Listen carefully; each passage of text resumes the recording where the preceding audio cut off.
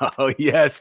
Football with friends is fun as hell. My name is Alex Dunlap here, of course, with Cody Carpentier live in the flesh. Cody Carpentier has made it to the Central Texas area, to the beautiful Texas Hill Country. And look at the gear that he's managed to pick up on the way. Is this not one of the cleanest? It's a pretty cool shirt, man. It's a pretty cool shirt. Yeah, man. So happy to see all you guys on a big Final Takes Friday here on the Football with Friends show. It is, of course, fun as hell. Jay Ward, so good to see you. Text guy, Sandman says the theme of the day is the favorite tailgate food. I think that we've done that before. No, our theme of the day is the best football color analyst. So we're gonna talk about that. Find out. Not. Who? Spencer Tillman. Okay. Hope Alex isn't baked like Catch. Well, not baked. But Cody certainly did stop at Specs on the way to pick up some Casamigos. So we'll definitely be taking a celebratory shot here before we get started with the final takes. Sandman 23. So good to see you, brother. Gary Big Daddy Lewis. So good to see you, my friend. Jesse Eldridge. We have Cody's in the chat and right here with me. Richard Arias. Colin Crowder, Tyler Finley, Benazacci. So good to see you. Oscar Elizondo, Gringo Horns, Brent Berry, Cody. That shirt is fire. Where can I cop it? Let's see. Where can you get that shirt? I got this one at Macy's. Okay, Macy's. I'm sure you can get something like that at Academy. Let's see here. Tim Brando, definitely terrible. But isn't Tim Brando more of the play-by-play? I'm not sure. Joe Klatt's one of the best. Hey, it's a Friday. It's Football with Friends. It's a Final Takes Friday. Cody stopped at Specs and B Cave on his way in here to Spicewood, Texas. Oh, look at the shot glasses that Cody's picked for us here. It's a nice one. Look at that. See, I have a whole shot glass collection for when I was traveling playing music. I would get a shot glass in every town that we stopped at, and I must have probably 100 or 150 of them. I had a tough choice. It was a tough choice to pick from. You only had a couple of Longhorn ones, but I was like, gosh, I don't know if he's going to want to pick this 13-0 one because it's bad. My wife, bad juju or not. My wife the other night accidentally broke out the BYU one and said, she can't have this one this week. All right, man. Here's to Cody, man, being in town. Here's to you guys. Football with Friends, fun as hell. Casamigos. For that goes for Darwin Lemon too, for sure. Shout out to the was it B Cave? Yeah, the B Cave Specs. B Cave Specs. Yeah. Let's see. We have so much to get to today. Of course, it's a Final Takes Friday for BYU. We got Cody Carpentier here with us. Oh, does Cody's hair look orange too? Oh my God. Maybe it is just the light. It is. It's just the lighting here. It's just the light. Cody, you have orange hair. You have orange hair. Okay. It's a Flex Friday on Prize Picks. We're gonna get to that stuff.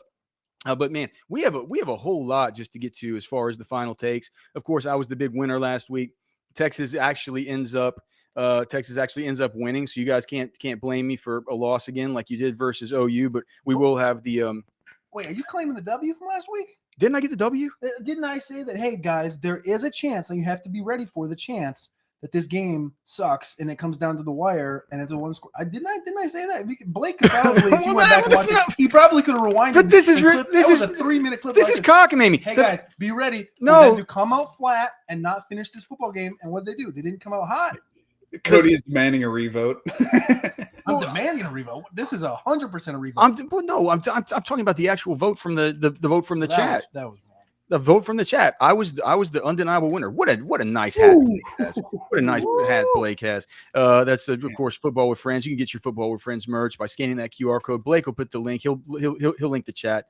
He'll link in the top of the chat for the link to that. We're also taking your questions. So if you guys have questions coming into this game, whatever questions that you have, ask the boys anything on a Friday. Of course, we also I just want to talk to Cody some about the Circa Millions. If you have you done your Circa Million picks? I got them. So we'll talk about that. I'm having a little bit of trouble this week, especially considering that one of the picks I like is going to be going against Cody's most dear, golden, precious son, Will Levis.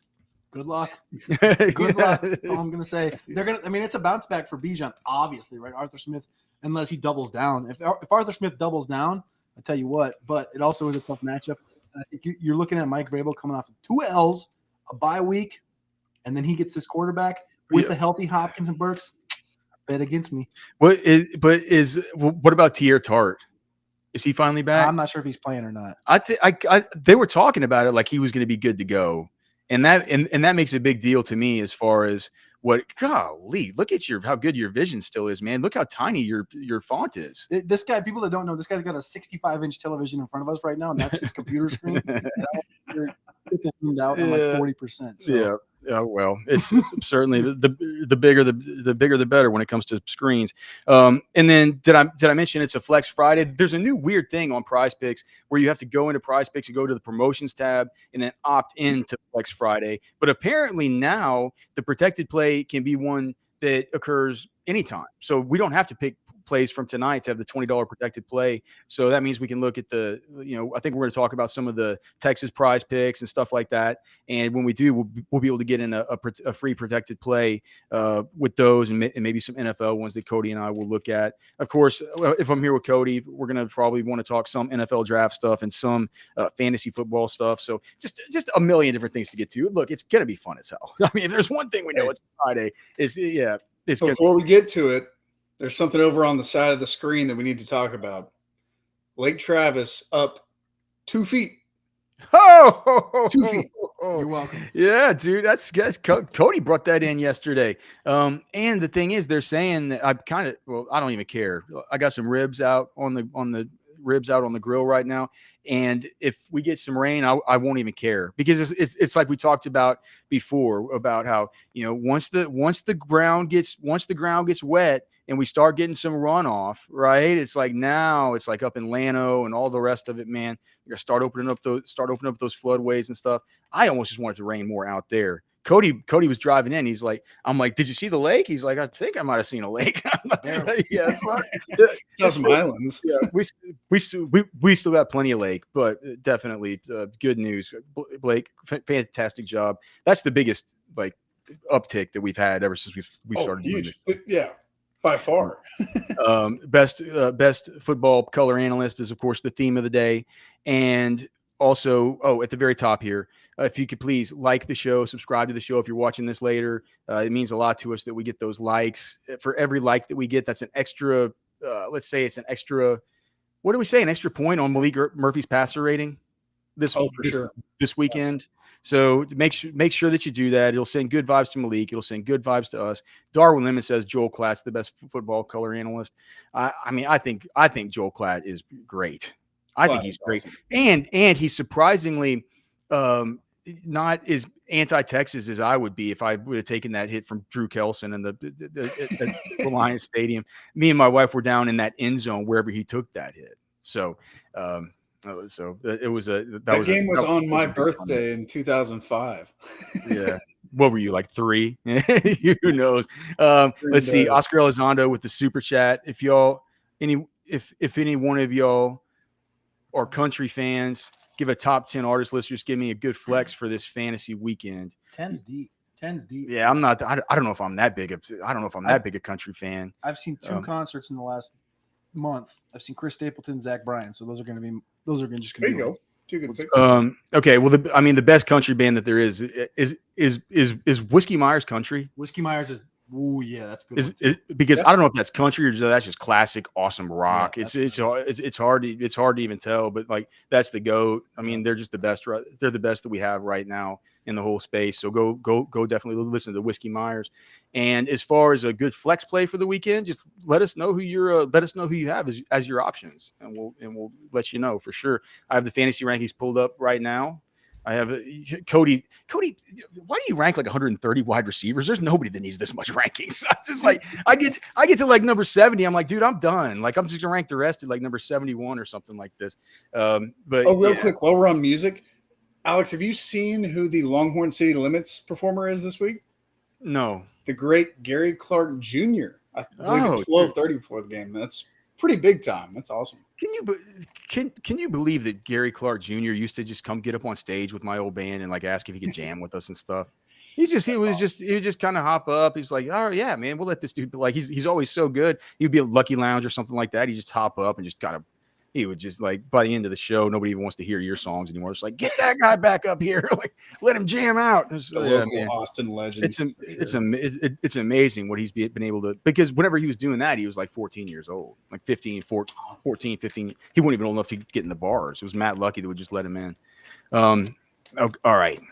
You got a favorite color analyst, or are you going to wait till the end? Well, I think that the best is definitely Herb Street if it's for college, and then I think for NFL, I'm gonna go John Gruden. Get out of here, man. I think in the NFL, it's people are gonna hate my answer. I think in the NFL, it's still I think it's Romo. I was just gonna say it's Romo. Oh, Jim. Yeah, Jim. I think it's Romo, man. Romo is always awesome. He's too good at breaking everything. Pure entertainment factor. I like Romo. Yeah, dude, the games he calls are great. Greg Olson's starting to grow on me too. Yeah, that's a good one. He was one who I didn't like very much to start, man, but he's a guy who understands the technical aspect. Yeah, Tyler Finley, I like this. Aikman, as far as just a pro's pro, buttoned up, you know. Yeah, Aikman, Aikman, Joe Buck. You know just what you're getting, man. It's gonna be straight down the middle. It's gonna be good, right? Yeah, so for sure. When do you guys have to take a shot? Viewer vote? No, we've already taken a shot, and we can't have this thing go sideways. Every 50 viewers, you take another shot. I thought that was the deal. Well, hey, we can. Oh, somebody says Gus Johnson.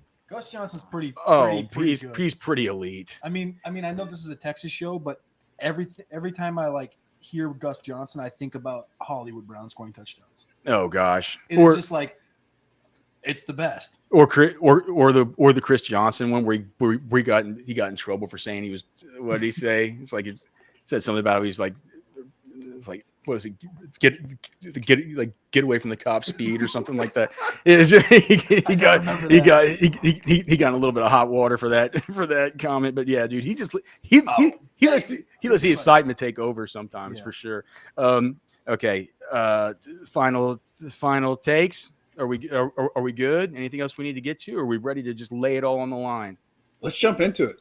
Texas minus 20, over under at 50.5. Thoughts on the line? I'll go first because I've already had the opportunity to kind of put in my prediction on this. And we're going to talk a whole lot about what we think about how this game plays out. And we'll talk a lot about why I've come to this. But my prediction on this one was 34-21 Texas. So that would mean that I'm not going to take Texas minus 20, although it's beginning to become really weird about this line. This line is becoming really, really weird. That we go from fishy. That we go from minus 17.5 for wins. What was it? Tuesday, Wednesday. It opens at 20.5 and then drops after the Quinn news down to 17.5, and now it's back up. But then remember, just yesterday morning, it was at 18.5. By the time we started the show at 3:30, it was at 19. And now, whenever we get to the show, it's at 20.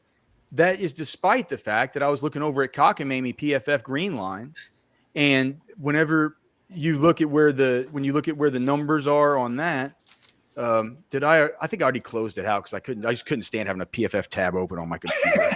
How smooth people, I don't know if people pick up how smooth you just rolled that right at your tongue was amazing. So Texas, let's see. So by the way, FanDuel has it at 20.5. And that's despite and that's what we talked about yesterday, right? This weird reverse line movement. 56% of the tickets, 89% of the cash is on BYU, and they keep moving the line to make it harder to bet on BYU. You know what I mean? Like plus 766 is pretty good for money line bet on a team like. I'm sorry, I'm sorry, they keep making it harder to bet on Texas. Yeah. So what I'm saying is plus 766, like they're making it like you can see. All the cash, all the tickets are on BYU, and like BYU's not good, but they're also not terrible. So it's like we've seen how Texas can look against certain teams, and now you're looking at a brand new quarterback. Like this isn't going to be my take. My take isn't going to be Texas loses, but you're talking about value plus 766 on BYU to kind of come in here and just wreck the season. Yeah, I mean, and BYU's coming off their best game. I mean, we've talked about versus Tech. What was that, Blake? What was it? Five turnovers. It had to be 5, and it should have been like 7 or 8. BYU's third in the country in turnover margin. Well, I think that Tech certainly helped them a whole lot with that last week. Helped. But the fact that the fact that 56% of the tickets and 89% of the money are on BYU goes to show that there's 44% of the bettors that are on Texas and only 11% of the cash, right? So why is the line moving to where now Texas is becoming more and more and more of a favorite? They're disincentivizing people more and more and more to bet on Texas. It's the weirdest reverse line move that I've ever seen. And I thought it was weird from 17.5 to 18.5. I thought it was weird from 18.5 to 19. I think it's even fishier from 19 to 20. And then now we're looking at 20.5 at FanDuel. Tyler Finley saying that Cody's mic's not working. How's the mic sound now? Does it sound it's working. It's a little quiet for sure. That guy pull it away. So it does work because put it down to here. So that I also talk a lot. I also project a lot louder than Cody. So maybe I'll move my mic a little farther away. Is that good? If you move it back, I can turn both of y'all up. What's the thought then on? You're saying like this 20 movement from 20 down to 16 back to 20 is weird. It is. It's goofy and I talked to Blake about this before the show when you were out coming back. I was like, what's the thought then as a Texas fan? Because, again, I missed the game last week because I was out of the country and stuff. But what's changed in your guys' mindset other than maybe what Circa said in press conferences? Because I remember vividly last Saturday night, I was at a wedding in Dallas, and I got a text message from Alex, and it goes, Texas is in trouble with Malik at quarterback. And I didn't watch the game. I just was coming out hot. I was like, all right, I got to see what happened. And then I see Quinn was hurt. And you were like, this is not going to be good if Malik's quarterback because Malik does not look good. And then now we fast forward and I listened to a couple shows. I only got a couple shows this week. And the thought feels like it completely changed to where it's like positive towards Malik. It's positive towards the team. The offensive line is looking fine. Like what really changed over the course of the last 4 or 5 days for you? Well, for one, you're back from your honeymoon. Congratulations to Cody, right? Back from the honeymoon in Cancun, right? Back from the honeymoon. Congratulations on that. No, man, it's because Malik came because I texted you after I saw Malik throw his first pass, and I'm like, this guy's got the jitters. Yeah, like he's getting thrown in.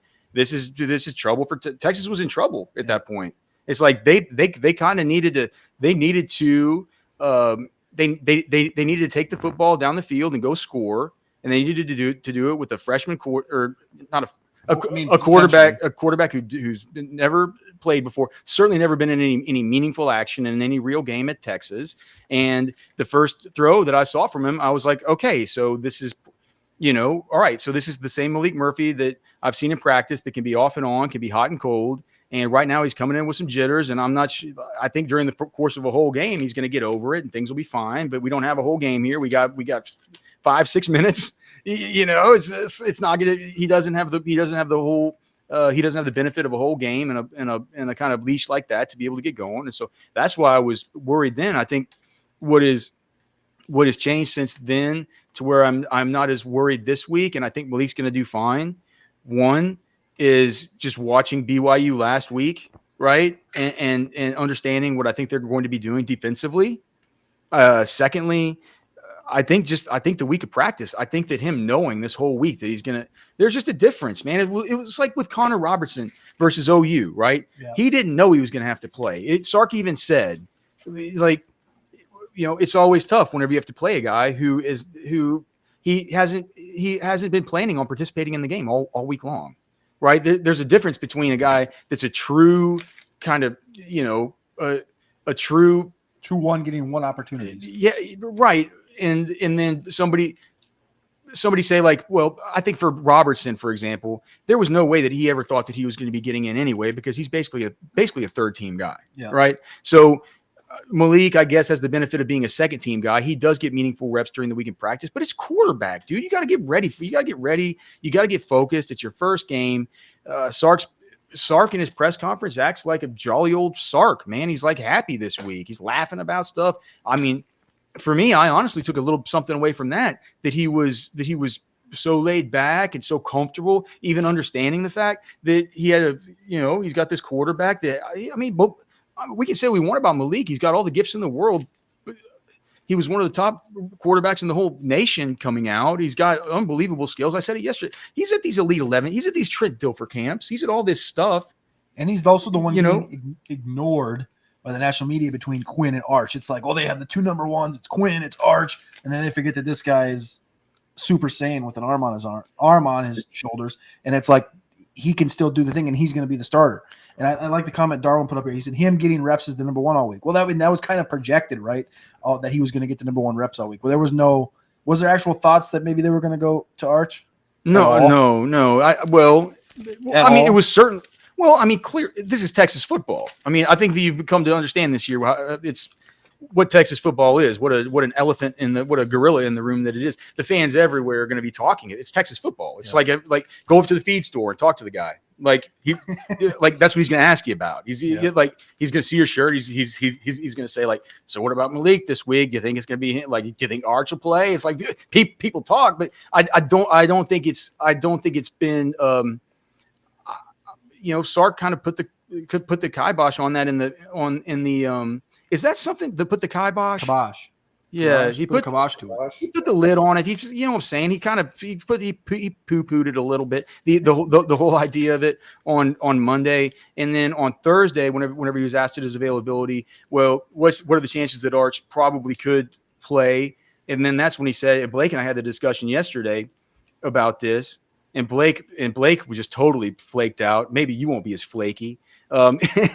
He said, but because I said, well, if they've had discussions about, because Sark said that it's something that we've discussed. Well, you have to, because if Malik gets hurt, he's there. So you have to discuss. You have to have that in the back. Do you need to discuss that, or shouldn't that just go as because that's what I was saying to Blake. You're copping out in the same way. No, but what I was saying to Blake is that you guys are both cop out artists. What I'm saying is this: take a stand. If why do you need to have a discussion with the backup quarterback to say if the quarterback gets hurt, you're going to come in and play? But I think it's more about reps. Right, because you're talking about Quinn being the quarterback, and then Malik. Well, he's been the number 2, so he's been getting some reps. So now it's like, okay, so now it's going to see Arch come in and getting some reps. He's probably going to get a little more than some. Like I would assume if you were talking about a starter in Quinn and a backup in Malik, I'm sure it was probably a 90-10. This is what I'm inferring. I'm sure it was a 90-10 split as far as opportunities with that first team. Whereas this week or the following weeks, I would say it's probably Malik 80-20. 75-25. But what do you mean by like you talking about Arch Manning walks in the series 4? In practice, maybe. What about in the game? No. He's not going to play in the game. It's not going to be planned that he's going to play. I'm just saying that they just have to be more cognizant of Arch needs to be more involved in the game planning in case this happens. Oh, well, yeah. Well, that makes total sense for sure. Brad Clarkson is in the chat. And it's so good to see all you guys in chat. Gerard in the chat, Brad Clarkson, of course, Tyler Finley, Kenny R. So good to see you, my friend. Brad Clarkson's asking, can Malik Murphy run a bit? Don't recall him running in the spring game. I mentioned it yesterday. A real good thing for fans to do is our friend Nash, that was one of the co-hosts of the morning. I think he's one of the co-hosts of the morning show, right? Yeah. Mm-hmm. Or at least he's always on there. He does the awesomest YouTube cut ups, and he did one on his YouTube of Malik Murphy's every throw from the spring game, or every rep. And for one, you see some awesome throws that he puts on film, and some are against the first D's. Like, he looks really good. And the thing about Malik Murphy is that he is not known as a runner. He's just not. Despite the fact that you might think that he's a big burly sort of Richardson type. He looks like he would just be impossible to take down. Like, especially when you stand next to the guy, he's really, really big. You guys have seen the photos of him and all the other quarterbacks in the weight room. Big, they're like DK Metcalf's little cousin, right? It's very, very, very, very, very hard to. It's very hard to just not let your mind wander and into thinking what could he be like if he did break the pocket and run. Add pads and a helmet to what that picture was too. Yeah, huge. But the fact of the matter is, it's not something that's really been too much in his bag. But I will say that in the spring game, you did see it down at the goal line where he saw the lane over to his right, over towards the east. To the east running to the east, whatever, towards the eastern stands, and got into the end zone. Like, they had to blow it dead because, of course, they don't allow the quarterback to get touched, but he would have walked in for a touchdown. So I think that he does. He brings that element. But it's not going to be anything where, I don't think that. I think it would be foolish for BYU to go this week game planning for how Malik Murphy's going to kill him with his legs. I don't think that's their game plan. I definitely don't think that that's probably what they're going to look back. I mean, I'm looking at their high school stats right now. In 26 games, he had 58 carries, so that's about 2 a game. Averaged 1.8 yards per carry, and he had 104 total yards in 3 seasons at quarterback. Senior season, though, he had 6 rushing touchdowns. So that's the thing, is like, obviously, he gets down there. What you just brought up was it brings a different dynamic in the red zone, which is a big deal. But I think the thought is, for the fans that haven't watched or anything, is going to be, well, he can probably run the football.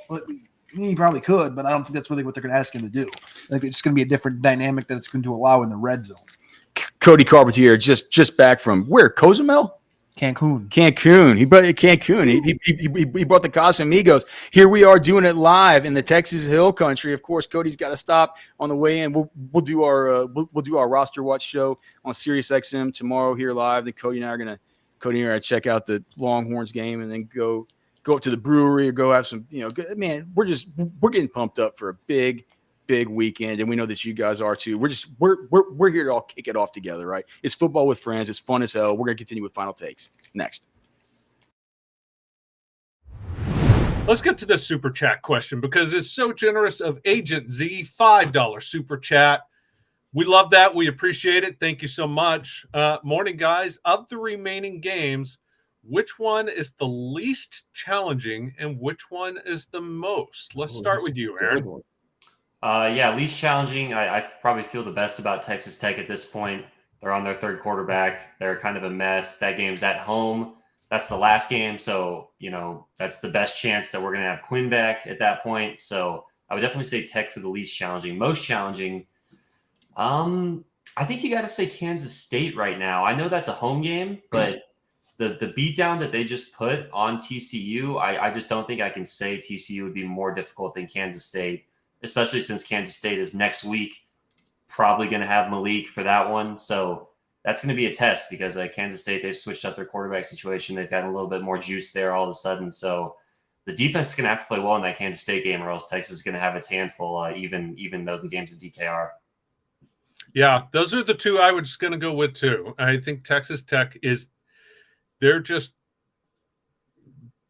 a beat up bad team right now. Yeah, frankly. And I mean, it's a little, it's a little tricky being the final game of the season, but I don't think so. I'm not worried about Tech in the least. And Kansas State, especially now that they've figured out Avery Johnson, Will Howard combo. Because look, I came into the season saying I thought Will Howard was going to be one of the best quarterbacks in the Big 12.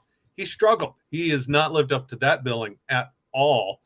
So I really thought it was going to be that, but Avery Johnson has come in and become the running quarterback and has given that team life.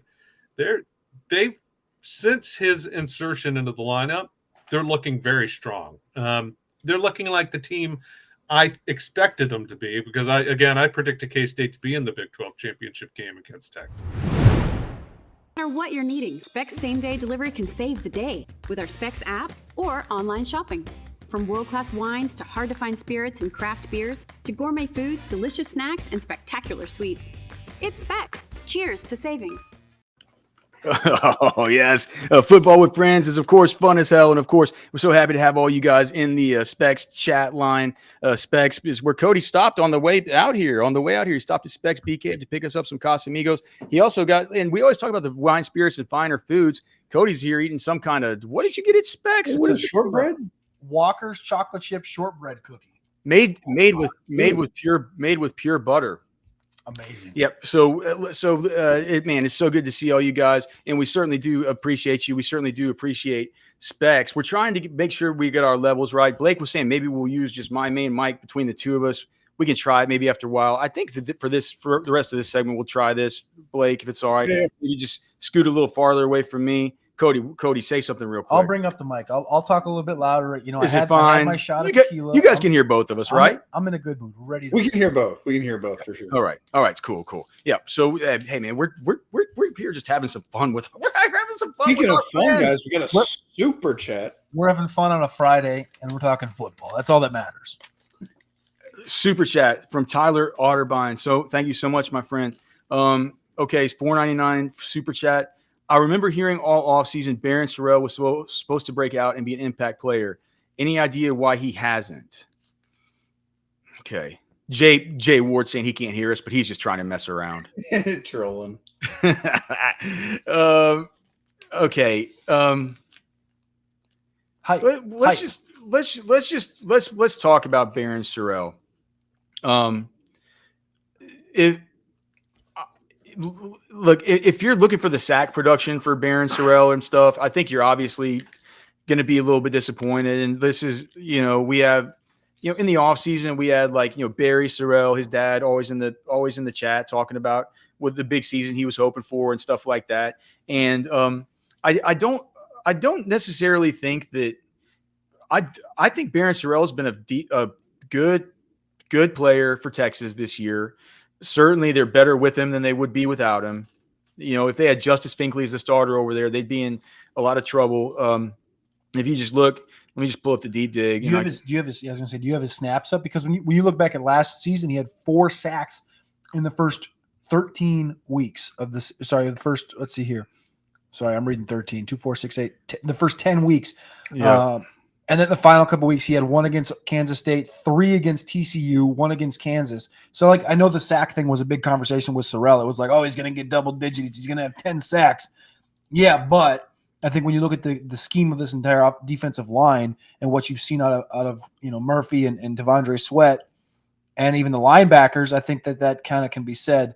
What do you got here on snaps and stuff? 261 snaps. He's generating production once every 10.65 snaps. The feather in his cap right now is that he leads the team in pressures, right? What is it? What do we always talk about? That's like the talked about, because it's not in the box score, so nobody can see that. But that's why the deep dig exists, because you get to see that. And you don't notice it like you notice the quarterback hits. Yep. And I'll say this too, is that he did have a quarterback hit so just take last week, for example. Let me get this. I'm so OCD. I need to make sure that's okay. If you watch back Michael Taft's interception from last week and watch what happens with the quarterback on that play. And then you'll see Barron Sorrell's impact. He's had impact on a lot of plays that you wouldn't necessarily have really noticed because you're watching the football. That's how people watch the game as they watch the football, right? Is that how you watch football? How? Just watching the ball? No. Yeah. I think because I've been to so many games live that I have a different perspective of how I watch. Every play is different. So it's definitely like that. But I will say one thing is you do notice it's number, what is he, 88, right? Yeah. 88. It's I do notice 88 when I'm watching Texas more than I think I would. But I think that makes sense with it. I didn't realize his snap share I didn't realize he had the most snaps on the defense. No, he doesn't.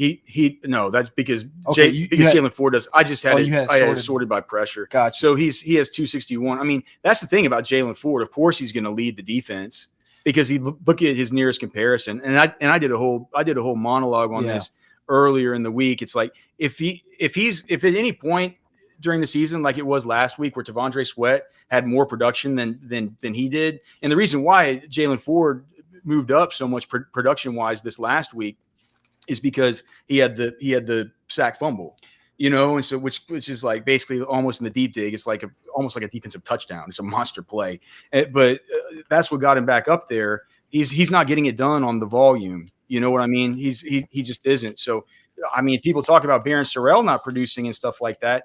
They haven't been watching the deep.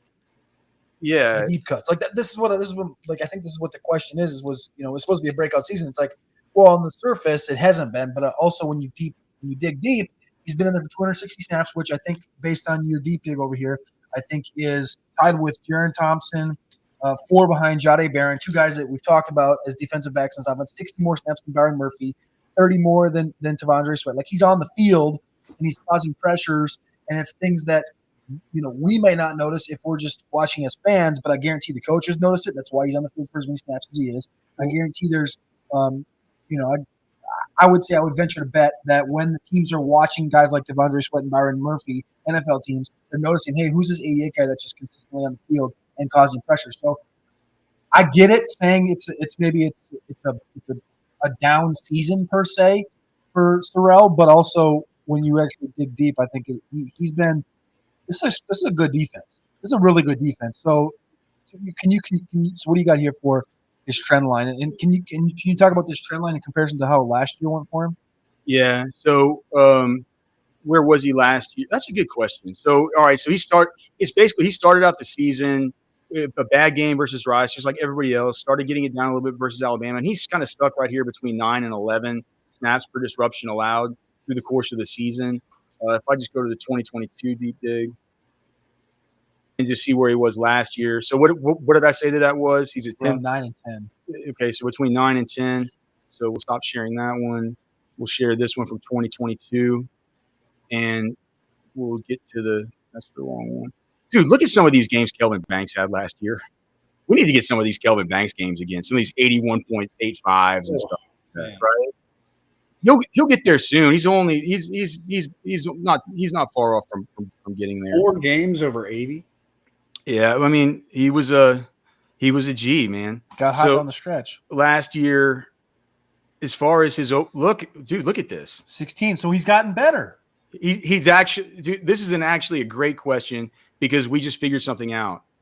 Barron Sorrell's playing better this year than he played last year. Considerably. He's doing the little things so well. That's what. Yep. And this was brought up on House Divided earlier today because people have been calling out Barron Sorrell this week, and rightfully so for the lack of sacks. But he's doing the little things really well. Remember that play? I forget which game it was. He went back and made an incredible play in coverage.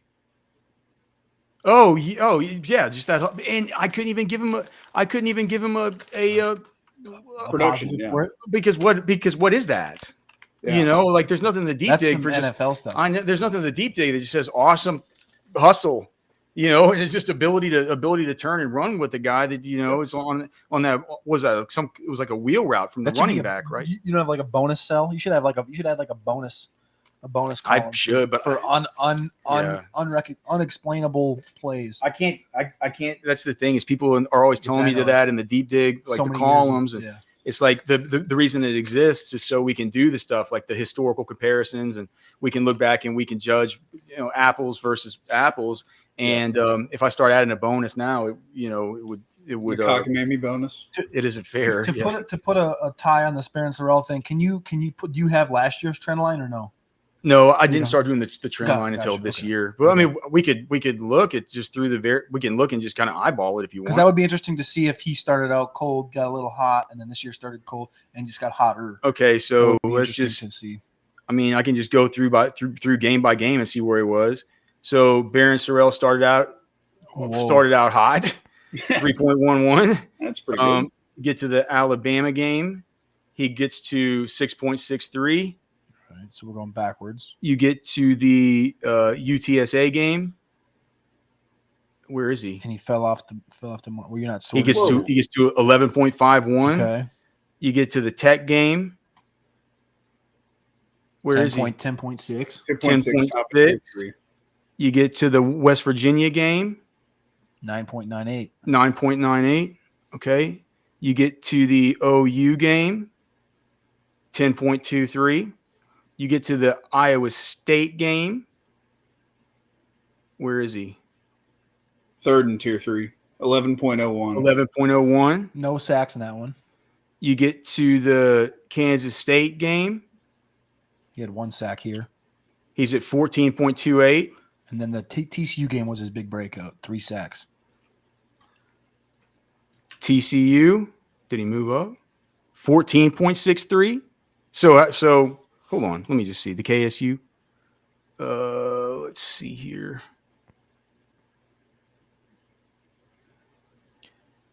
That is weird that he went backwards, though, because he started out hot and then got cold. Now, this year he started out a little cold in that first game against Rice, like everybody did.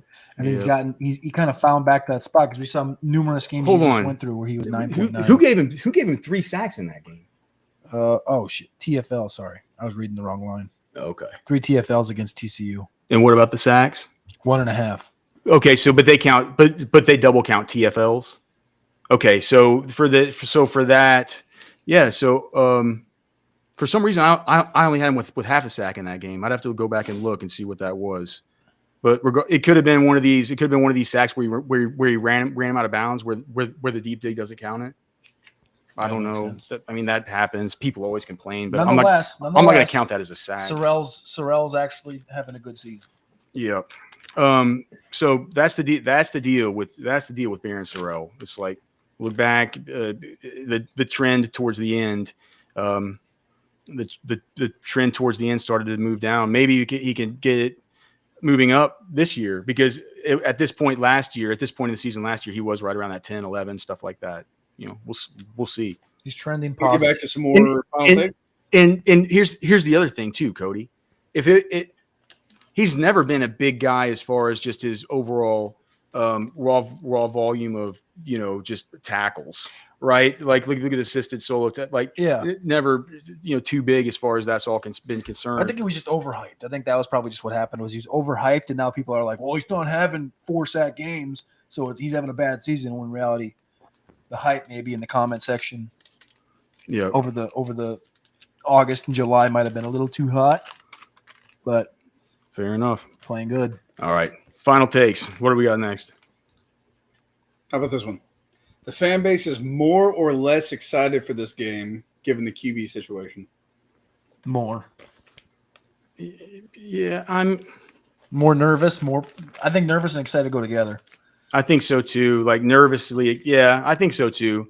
It gives a little bit, like, for example, so tomorrow is my daughter's birthday, right? And so me and my wife, we went up to her school today to talk with to go take my daughter lunch and go have lunch with her and stuff, bring her Whataburger, and and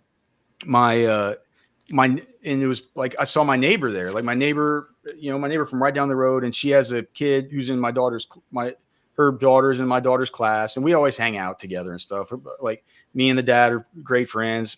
I'm great friends with the mom too, but obviously my wife and her are great friends. And they're sitting there just gabbing, they're just talking like women. They're just gabbing, having some fun. What girl stuff with friends. But as I was leaving, of course, I'm not going to sit there for the whole lunch, right? I got to get back home. And as I was leaving, I was like, because they have season tickets. I said, you guys going to the game on Saturday? And she's like, oh yeah. She's like, we don't know what to think, like all this stuff, she's all, so she sort of, I could get from her that it adds an element to the game for people going to it, for people who are going to be watching it. Certainly. It adds a definite element of the unknown and I guess an element of excitement. But I don't think that means that they're excited that Quinn's not playing. Right. I just think it's kind of like, well, we're in this spot. Like, let's see. We're going to have to play the game. Let's see what we got. I think it's so I'm with Cody on that. And when we get to the votes, I think probably my answer was probably a good bit better there. I think you kind of sold out on that one. I think you kind of took the easy way. I answered the question real. But you went extra. I was just saying, like, I gave a definitive example about my daughter's lunch, my neighbors down the road. I don't know what lunch has to do with answering. We'll see during the next. I talked to an actual fan that was like, I went to the trouble to talk to an actual fan that was going to the game about this. Well, I stopped at Specs when I got these wonderful shortbread cookies, yep. And I asked him. He's like, "You got a Texas shirt on? Is Texas going to win?" And I said, "Yes, they're going to run the football a lot. I don't think Malik has to do much, but I think what the thing does is it brings a nervous excitedness to it because you're nervous because he could be bad, and you're also excited because there's a possibility. There's a possibility that it unlocks something that what Quinn couldn't do. What Quinn couldn't do was what? There's the ball consistently. And there's a small little bit of a nervous / excited. I'm excited to see if they can unlock a different level. Last year, I compared it in the chat the other day to Joe Milton last year. Remember Hendon Hooker? Hendon Hooker was on pace to probably win the Heisman if he stays healthy all year. Quinn, not in the same boat, but both guys kind of under-discussed, I guess, in the grand scheme of things. And Hendon Hooker tears his ACL. Joe Milton comes in. They win that game. They get going down the stretch. Joe Milton doesn't really unlock much, but Joe Milton has a missile attached to his arm, similar to what Malik has. Neither can run the football really a lot. And the thing with Tennessee is Tennessee stayed fine throughout the rest of the season. They did have a hiccup against South Carolina, but the question is Malik better than Joe Milton? And I'm trying to tie these lines together because Tennessee was kind of in a similar position than what Texas is right now. They were a top 10 team, talked about going to the championship, had a fault in the middle of the season against Georgia. Had a speedy receiver everybody's talking about as being had the Jalen Hyatt that Lance can you believe Lance Zierlein had him as his wide receiver one? Is like Adonai Mitchell and Cedric Tillman. Right. Adonai, Cedric. You can tie the rushing game, like you can tie all these things together. They have better rushing game from Texas, better offensive line from Texas. What I'm trying to say is it could, and then someone said, just like I said against last week against Houston, this game could go a direction that people don't want to see. This game could go a direction people don't understand or don't see coming, which is where, and I don't think this is going to happen because I think, my final take will have a different angle on this, but I think what you could see is that they unlock or unleash something with Malik that the fans just aren't ready for, and it's a couple of deep balls, and they're like, whoa, we didn't expect, this team is different, this team is not built for this, and all of a sudden it's a different, you know what I'm saying? Yeah, no. I totally get it, and I kind of have some bad news for all of us. We only have 29 likes. What? So if you guys, I think there's been like 80 people or so in chat. If everybody in chat could just give it a like, it's free to like, it's free to subscribe. If you could get that done, you just to like it, you just click the little thumbs up button. I think it's a thumbs up, isn't it? You just click the thumbs up. It's super, super easy to do. How about this, Blake? Keep an eye on it. For every 50 likes we get, Cody and I will take a shot of Casamigo. So let us know once we get up to 50 every 15 again. likes they take no. Okay. All right.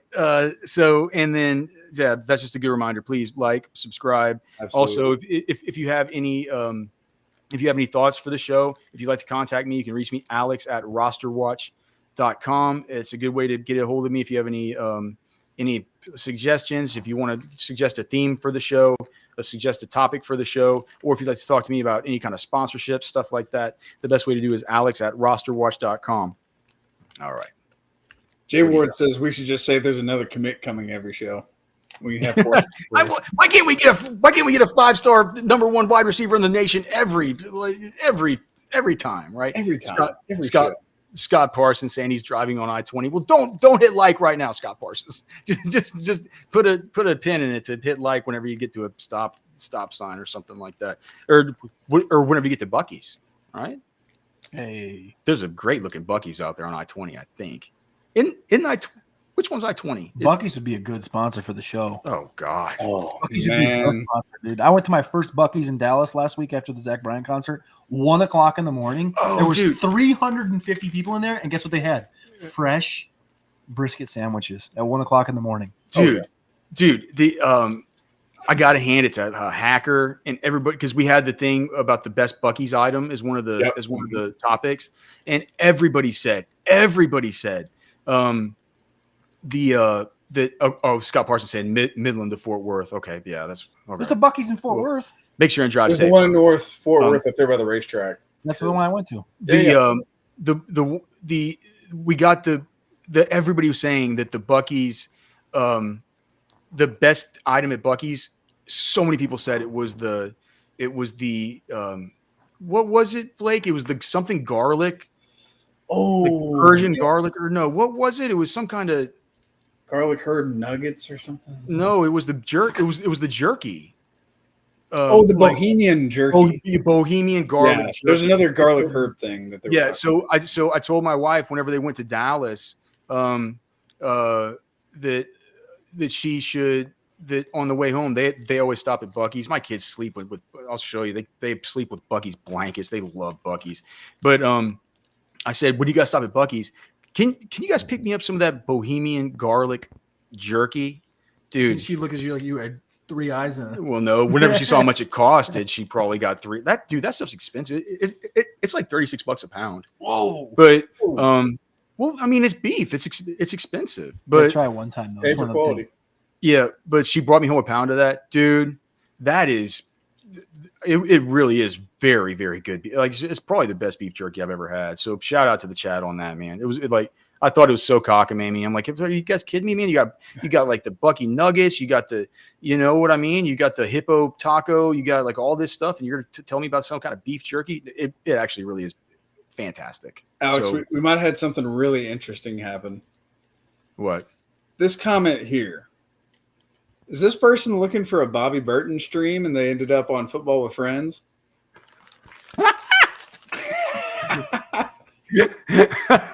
Maybe there's another explanation, but yeah, I don't think I look like Bobby. I don't know. Me and Cody both have some orange hair today. I'm not sure, man. I'm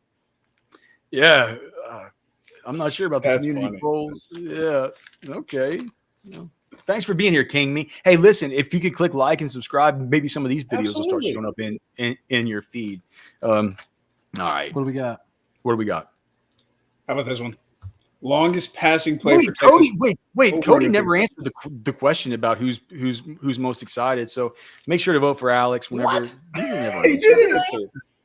I was the one that gave the anecdote about my neighbors. What did I miss here? Hold on. This one, right? The fan base is more or less excited. I said more. They're more excited and nervous. Yes, but I'm the one that talked about my neighbors at my kids' school. Oh, my God. It's just some pandering. All right. Longest passing play for Texas. Call your shot. Is Sark going to let Malik throw deep? You can over under 35 yards. Attempt? Completion or attempt? Oh, completion, right? Okay. Completion. Yeah, it's going to be over. It's going to be over. I don't think it's going to be an whole. I'm not sure we're looking at a complete air raid here where it's going to be. It would be cool, right? See Malik Murphy just spitting dimes all over the place. But Teddy Pair one. I'm saying yes because it definitely includes yards of catch. So I feel like you have to do that because you have the back door to be able to get it of somebody just breaking off a long run after the catch. But I honestly think that there might be like a 30, 35 air yard throw. I think that they're like I've seen it from Malik Murphy a million times in these small windows of practice, right? That we've been able to see. Look at Cody. I've stuck him in the spot where the sun's hitting his face. The sun's right there. I'm gonna go over. Alex just said 30-35 area. That doesn't make any sense to say over. Maybe you're in 30-35 area because 35 is the number. So 30-35 is kind of technically under. But I'm gonna go over, and I'm gonna say it's not gonna come till the third quarter when this game is just about out of reach, and then they're going to put it's going to be the kibosh. Put the kibosh in the casket. So that's going to be my move. And I like what Scott just says. He says can throw it 65 yards. I think that's what it's going to be. It's going to be I'm going to go a 57-yarder. From the 43-yard, it's going to be a 57-yard touchdown to Worthy in the third quarter with about 10 minutes to go. All right, fair enough. So that's a real answer. No, it's. I mean, I feel like I could give a real answer. That's a real ansyer, right? Money B. Oh, it's shot time. Are we up to 50 likes already? Here, let me check. Live control room. How would you approach this BYU defense? 40. I'm seeing 42 likes, guys. We need 8 likes. Okay, we need 8 more likes until it's shot time. Okay. Okay, I can go first with this one. I'm going to be repeating a lot of the stuff that I've said throughout the course of the week. Thank you so much, Money B, brother. It is indeed fun as hell, man. We're so happy to have you here with us. So happy to have everybody here in the Specs chat line. Okay, so how do I approach the BYU defense schematically? One, like I said before on Tuesday, use tempo. Do what Texas Tech did to start the game, where you use tempo, you run at them, you don't allow them to do what they're best at, which is be a BYU defense that's smart, that's mature, they can play physical, but is not necessarily uber athletic, and who can get you in spots to where if you give them enough time to sort of figure out, and for Jay Hill to get in, to get in the calls from the sidelines, they're smart. Like they got number 10 back there, Pompignon or whatever his name is. I can't pronounce it, but they have him in the middle. They have 92 on the front line. They have the backup safety, number 36, Wakely, I know he's a backup, but he's kind of all over the place. He's smart. Those 3 guys really do communicate well with one another. Whenever they realize that the Texas Tech third-string quarterback, whose name is, again, escaping me, I don't know why it always escapes me. Maybe it's just because he's so bad. But once they realized they needed to make him participate, they really did, that was at the point in time whenever Texas Tech kind of slowed the football game down and just completely stalled out for the whole rest of the game. because BYU was just like, all right, we're just going to rush 3. We're going to drop 8 guys. We're going to make this guy beat us. Jake Strong. Jake Strong. I do think that if you just go at them, this offensive line is going to be able to move these guys off the ball because, dude, Tech was even able to move these guys off the ball fairly easily to start the game whenever they're going tempo. And I mean fast, like 32, 31 seconds left on the play clock. Just get up there, roll over them, let the dogs be dogs, dude, right? Let them dogs be dogs. We don't need these meow, meow. We don't need these kitty cats. Get them out of here. We need them dogs. And like I was telling Blake, these offensive linemen, they are like dogs. Whenever you can and the metaphor or the analogy that I used earlier in the week was like, you don't need to teach a dog to go out to the stream in the woods and tell him to go out and get his paws wet in the stream and go chase tadpoles and have fun, right? That puppy just runs into the stream and goes and does it. That's what offensive linemen do when you say, go out there, put him in the dirt. We're going to run the football. We're going to go fast, right? Let them be dogs. Go fast. Let them push these guys around. Make sure they're on their heels. Don't let them communicate. Don't let them be this kind of smart, mature BYU team that can get some plays in, that can change things up. And then just give Malik Murphy high percentage shots that's going to give him confidence early. And then once he gets some confidence early, let him uncork it. Let him uncork it. I like it. Yeah. I'm not gonna blow my load on a super chat, but I'm gonna keep my deep thoughts for the final takes. For the final takes, because that counts. That's the record. Hold on, guys. We're over 50 likes. We are. All right. Let's see it. We're gonna. So thanks to Specs for the Casamigos. It's the Cody bringing it in from the B Cave Specs. Of course, signed on. Shout out to the Scorpion guy. Shout out to the Scorpion guy and the lady that fell into the. What kind of a weird Specs too? Like I came out and this old lady was kind of standing there with a cart and she just like stood in the doorway and didn't move. So it kind of like caused me like to wait an extra 10 seconds. That's some of them hill country folk, brother. Here we go, man. Hey, here's to you guys in the Specs chat line. Here's to the Longhorns. Here's to Blake. All right.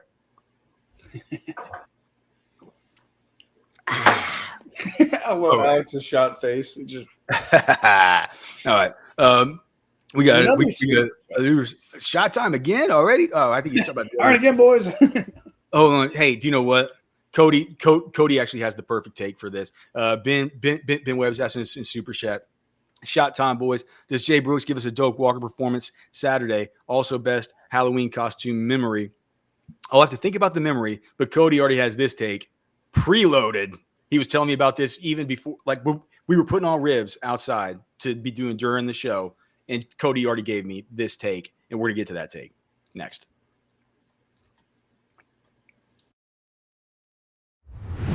Think about that season. So you guys had a bye week. Yes. In between that game and playing, ironically, Chad, at Rice after a week off. We played Penn State. Won, of course. No one thought we could. On the road in Happy Valley. Had a bye week. Everybody thought we were all a patch on the back and you're great and this and that. And then we play Colorado. And that occurs. And then we have a bye week after that too? Yep.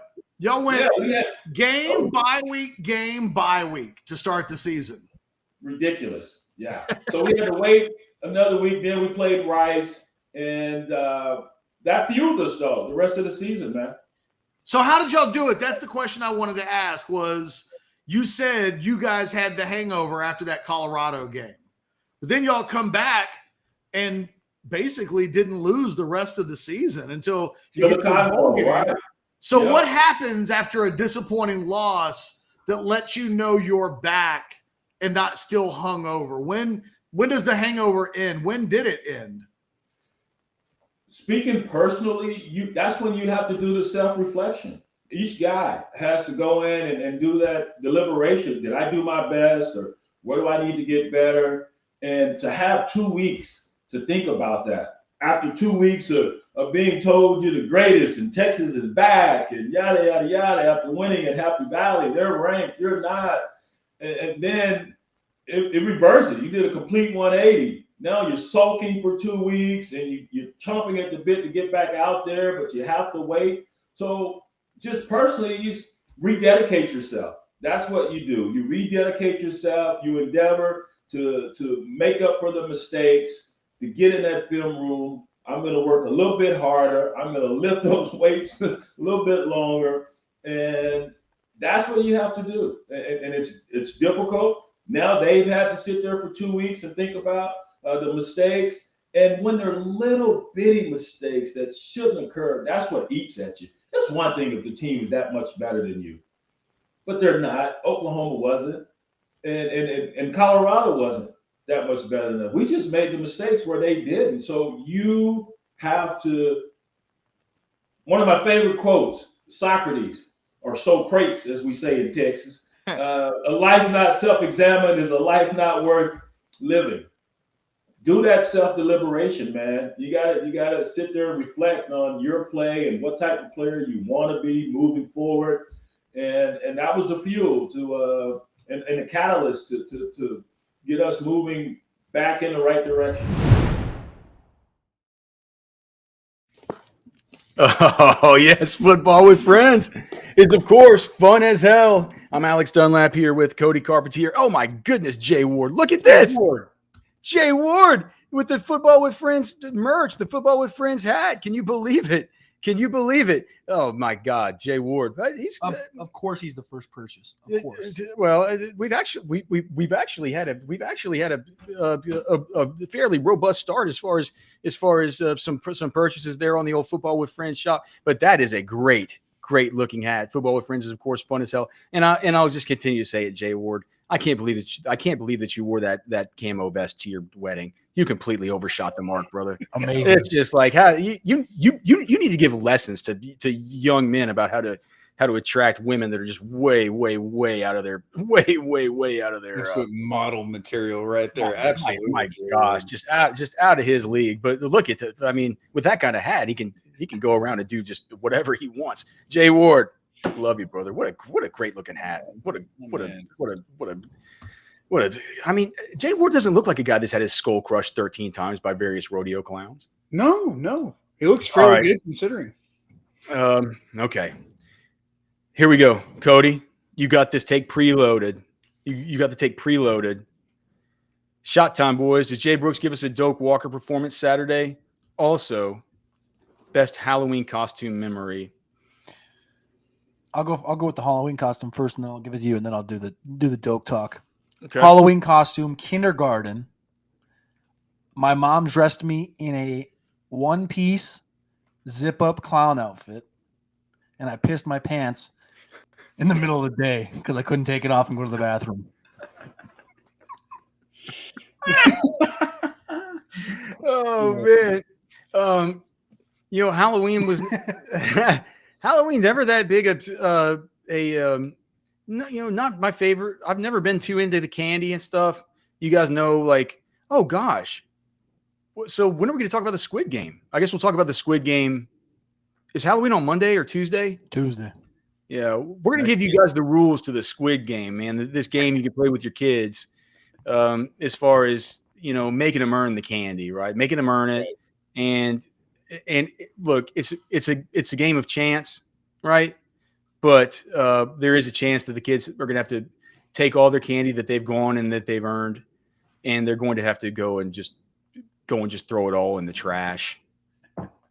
Yikes. And there is a chance that one of the siblings can lose all the candy for both siblings with one roll of the dice. Brutal.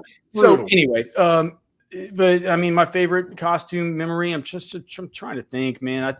I don't know. I got one, Alex. Me and all my boys went as the Duck Dynasty cast for one Halloween. Which one were you? I always kind of liked that kind of squirrely, kind of skinny old dude with gray hair. Sai? Yeah. I met him one time. I met him one time at Texas Motor Speedway, of all places. Was he cool in real life? Yeah, he was awesome. He's the same guy. He's the same guy. Well, you can't just fabricate that kind of character. Like that's a character. He had his picture of tea in his cup, so he could refill his cup of tea like throughout the day. Yeah, that's the kind of character that you can't you can't just conjure that sort of character up. That comes from a lifetime of lived experience. And when I think about lived experience and I think about just learning through life, do you know who I always think about? I know who you're thinking about. Val Garcia. Yep. I mean, if you just look at Val Garcia, you can just tell that this is a man who has spent his life. He is at now the peak of his life. He spent his time here on this earth, just in a bid to culminate to this point where he's at the peak of his powers, top 25% in all the DFW area, and he's going to sell your house for free. If you live in DFW, he is going to sell your house for free if you work in the ministries or if you work in education. So if you're a teacher, if you're an administrator, whatever it is that a librarian, it's really an amazing thing that he does for these people. Last year, he waived $65,000 in fees for his clients just because they were members of the ministry or they worked in education. But if you tell him that you heard about him on Football with Friends, and listen, you can be anywhere in the whole area, the whole DFW area. We're talking places like, Coppell, Pilot Point, is Granbury technically maybe close up there? I don't know. I'll bet you'd work with you if you were in Close up there. I don't know, like Lake Louisville, Grapevine, Carrollton, all this stuff. Addison, Plano. Yeah, man, like Wiley. That's a good one, Nathan. Like these are places that Val Garcia will travel to, and he has 14 different agents who work for him, to where you'll be dealing with him personally as your agent. But he'll get them out there to stage your house, work with you about open houses, do all that stuff. If you tell him you heard about him on Football with Friends, he's going to sell your house for half price. So basically a 1.5% fee, a 1.5% commission. That's going to save you 5, 10, 15, maybe even 20K. Take that money for your new house, man. But like, do something nice for your wife, or for maybe tell your wife you'll redo the bathroom in the new home, or tell your husband that you'll give him a built-in steam room or something. Like that's what Val Garcia is going to bring you. Okay, so let him know that you heard about him on Football with Friends. It's Val Garcia, ValenRealty.com, VALEN Realty.com. His phone number is 469-647-8729. And apparently Cody hasn't done many shows here in the old Lake Travis studios to leave the door open to where we can hear all the kids' doors banging and stuff around. I got this place soundproofed. Hopefully my daughter's cat doesn't come in here and cause any hijinks. We don't need no meow, meow. We want them dogs. We want them dogs. All right. All right, Cody, you have this answer teed up. Oh, from this super chat from 25 minutes ago. Look at this. This just needs to be like, Val Garcia needs to put up all over the DFW area billboards that just have that photo of him underneath. This is the thing for Ben Webb. Val Garcia will bring you a steam room. I love it. He'll do it. Okay, Nathan. Hey, no, it's not shame on you. It's good that you're here. For every 50 likes, Cody and I are taking shots of Casamigos that he got at Specs Bee Cave on his way out here to the beautiful hill country. Cody is fresh in from his honeymoon. I asked him how it went. The first thing that he talked to me about was about how he loved the little triangle hash browns. Dude. Triangle hash browns. They had some bomb French toast. I had bacon. I had salmon. That was my breakfast for like 4 straight days. Was salmon, bacon, French toast, and triangle hash browns. Nathan look, guys. This is so true. Everyone makes fun of my orange hair. It's now got the perfect light. It is now 100% confirmed that my hair is not orange, and that it has to do with the lighting. It's kind of actually white on the sides. Yeah, it's definitely going white. It's so crazy. I look at my when my chin hair starts coming in, I get these whites. But the good news is I'm such a nervous wreck that I've literally been going gray since the day I turned about 16 years old. So it's nothing new for me these days. All right. Anyway, so any more? We have to have some of the final takes. Oh, what I wanted to ask you though, what resort did you stay at in Cancun? Well, we went to the Hilton All Inclusive in Cancun. Okay. Because I go to all Hiltons. That's like literally the only hotel chain I stay at. So I had a bunch of points. Oh, got it. You got those IHG rewards. Yeah, I actually just got Diamond member like 2 weeks ago. So Look at this ball. Got that front row parking, even though I didn't have a car down there. You don't want to be driving your own car around down there. That's what I've heard. All right. What do we got next? Let's take a look at the prize picks because we got a ton of Texas possibilities here. We got Malik up. We got to start with the Malik, right? 238.5 passing yards for Malik. Again, they need to have pass attempts. That's what I need to see. Do they have a passing? No they don't pass have it. attempts. This is the only one on Malik. 238.5. I'm going under. On Malik because, like I said before the show, it's literally going to take a 70-yarder. Like a 70-yarder must be completed for that number to hit. Must. What are the odds that they're going to force that? Are they going to force? Is that going to happen? Is it going to connect? That's where I'm leaning. It's like what are the odds that ball connects? I think that if we. Okay, so when we did the prize pick show, do you remember, Blake? We did the game that I came up with. It was a stupid game where we all just counted to 3 and we said our initial thoughts about what the Malik Murphy line would be when it came out. Mm-hmm. Because sometimes on the prize pick show, the lines aren't ready yet, or the projections aren't ready yet. They wait for us to help set the lines for them, I think. I honestly kind of think that they do, right? Prize picks are great partners, and I know that our guy up there at Prize Picks watches the show. But whenever I first said it, my initial thought was 204.5. You know, I think that he's gonna take some. I think he's gonna have some.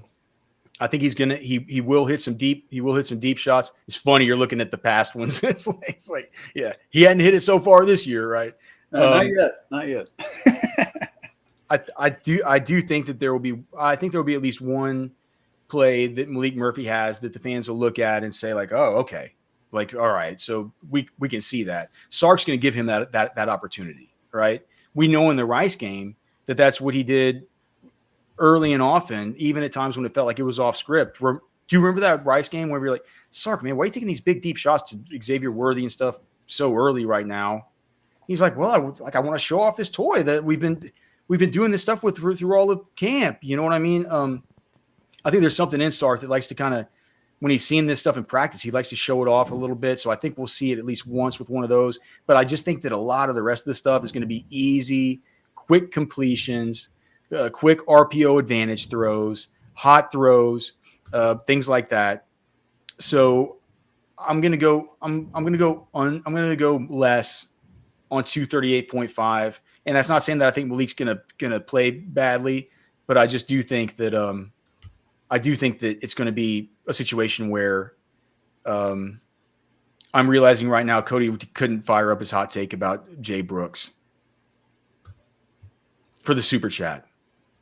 Well, we got Jay Brooks coming right here, 110.5. Okay, so there was the super chatter who asked about the Doak Walker performance. Correct. So let's talk about I took the Jonathan Brooks over already.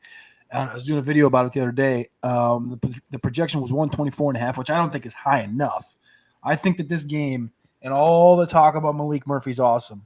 All of it's great, but they have back-to-back home games, BYU, TCU, back-to-back games.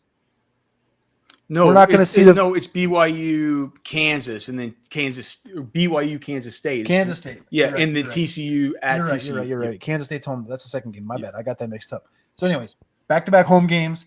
I think you're looking at that second one to be the Murphy one, where Murphy takes the step and Murphy goes for 300. It's a big Murphy game. This one right here is the statement game to say, I don't care who you are. We lost Quinn, but we're going to run this ball down your throat. This offensive line is going to show up because they know they need to.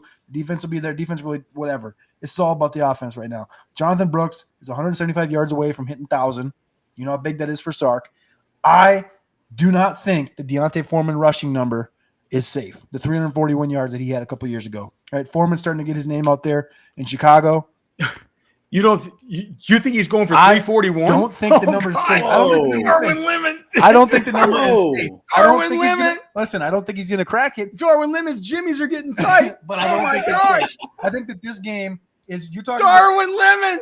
You talk about go back and look at Deontay Foreman from that year. He was averaging 6.3 yards per carry. He had 328 carries that season. Do you know how many yards our boy Jonathan Brooks is averaging this year? 6.4 per carry, 0.1 more. than Mr. Deonta Foreman. I think this is going to be the game where they lean into him. He went for 99 last week. I think that's going to piss him off. I think this week he's going to come in, and I think they're going to just run and run and run and run. I think you're looking at north of 200. I'm not saying he's going to go for 341. He might go for 400. Just kidding. But I'm saying is that number is not safe this weekend because of what this offense is situated with.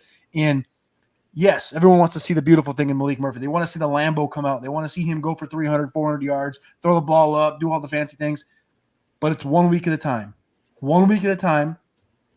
You want to win the game. The goal is to win the game. The goal is not to make Malik Murphy a Heisman candidate. The goal is not to throw for 400 yards. The goal is to win the football game. And with just 5 days of practice with Malik as the quarterback 4 days, whatever, you're going to lean that ball into Jonathan Brooks. Brooks is going to have 30-plus carries, and I think there's a chance he goes for 250-plus, and I don't think that 341 number is safe if he breaks off a couple carries in this game. That's all I'm saying. Darwin. And I'm saying is the Malik thing's going to come next week. We're a week early on Malik. Darwin Lemon. That's how the game's going to roll out. Nathan saying Darwin's wife better look out tonight. Oh my God. FYI, guys, the poll is up. So if you like Cody saying, wait, Brooks might go for 340, you're gonna put the poll up right when Cody gives the right. It's been up. It's been. I just dropped into the third gear, baby. All right. Well, just remember to vote for Alex, and also remember to like the show and stuff. So for every 50 likes, Cody and I will take another shot of this Casamigos. Every vote for Cody is an additional rushing yard for Jonathan Brooks. No, every like. Every like is an additional number on Malik Murphy's. Sorry, every vote for Cody is an additional yard for Jonathan Brooks rushing total. Okay. Over 300. What do y'all think about this next question from Jared, I believe? Which receiver has the best connection possibilities with Malik? Would it be Jonte over others? Hopefully Malik is on the same page as all of them, including AD, JT, Witt. Well, I mean, we always talk. I've been talking about it we've been talking about it on the Roster Watch show for years about the second team doctrine and the second team connections and like that kind of stuff. It actually is real, right? That stuff is real. It's been back tested and it's real. Like the kind of it's intuitive that it would be real, but it's also something that coaching staffs realize, at least at the NFL level, that sometimes when you get your second team quarterback in, he's going to have better connections with some of his second team guys, and they'll play those guys for more snaps. And historically, coaches will do that stuff.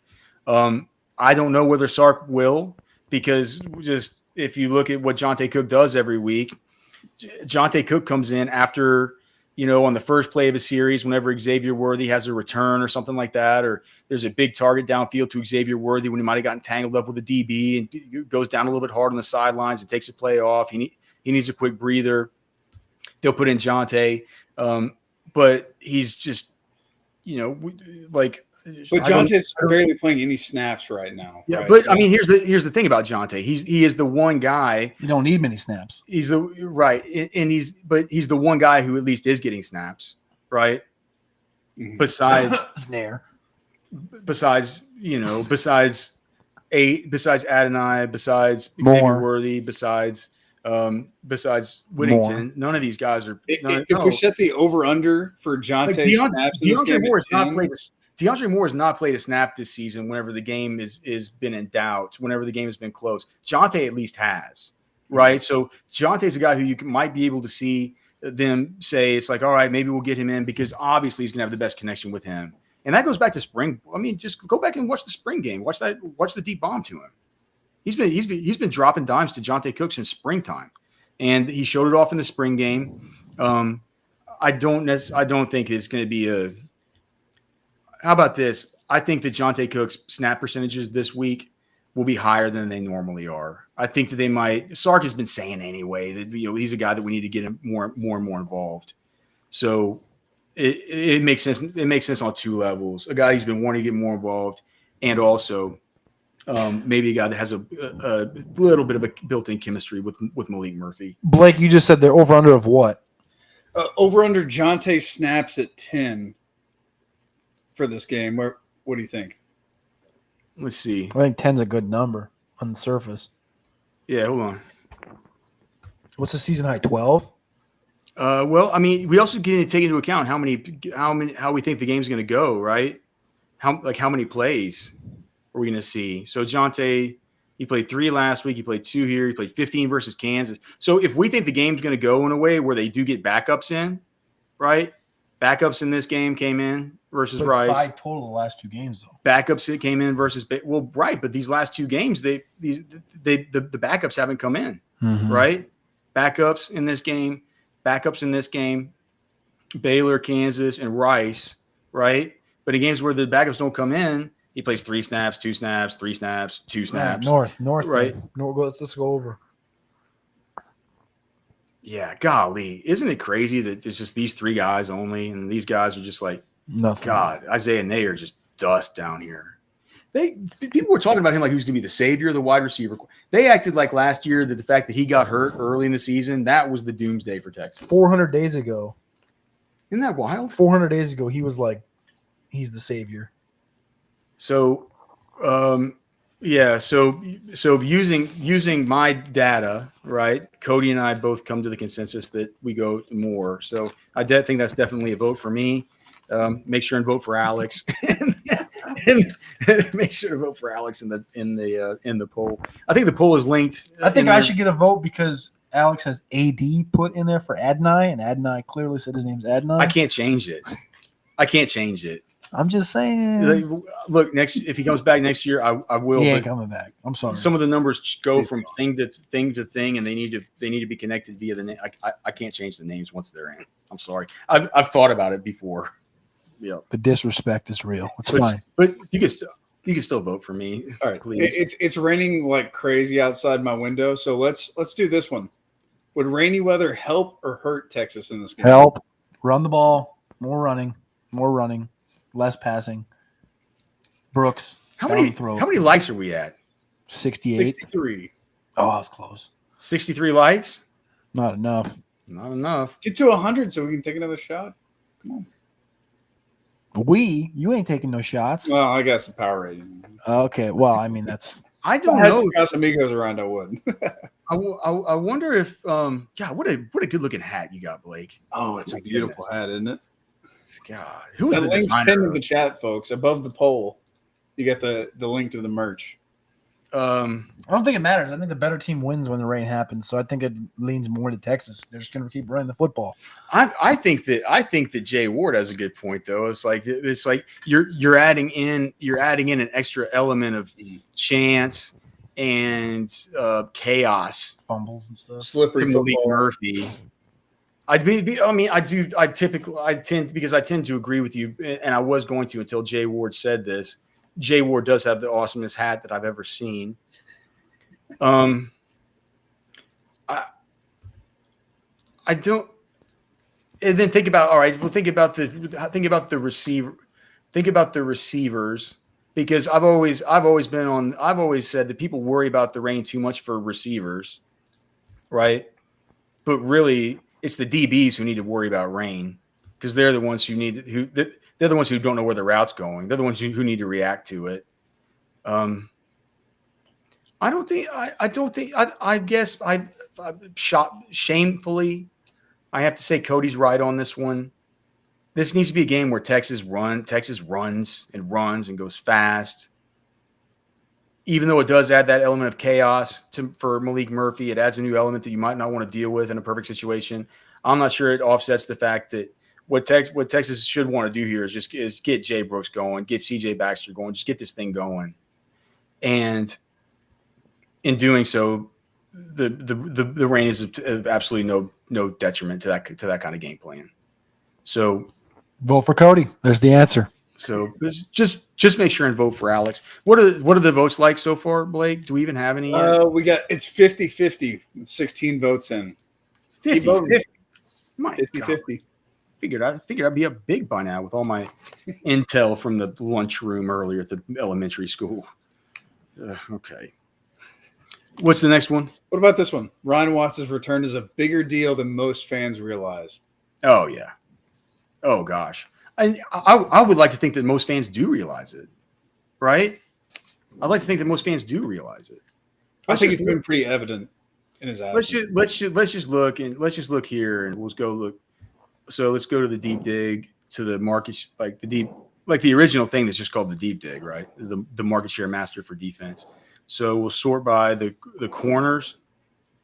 So these top 4 guys are Gavin Holmes, Maalik Muhammad, Ryan Watts, and Terrence Brooks in that order. Okay, I'm only saying that because I'm gonna have to take the screen over here, right?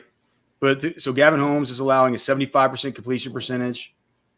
He's been thrown at 8 times. He's allowed 5 completions, and he's allowed 1 coverage burn. Maalik Muhammad's been thrown at 18 times. He's allowing a 72.22% completion percentage. He's been burned once. Ryan Watts has been thrown at 10 times.